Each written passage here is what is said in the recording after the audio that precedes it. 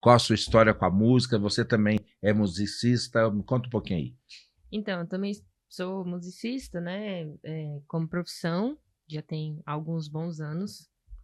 E a Patacuri também veio por convite. Eu conheci o Fabinho um tempo antes, por meio de um outro amigo meu. Eu já conhecia metade da Patacuri e eles falaram, pô, um Ah, que trombone no legal. meio desse negócio. Trombone? Trombone. Foi totalmente um estilo novo, né?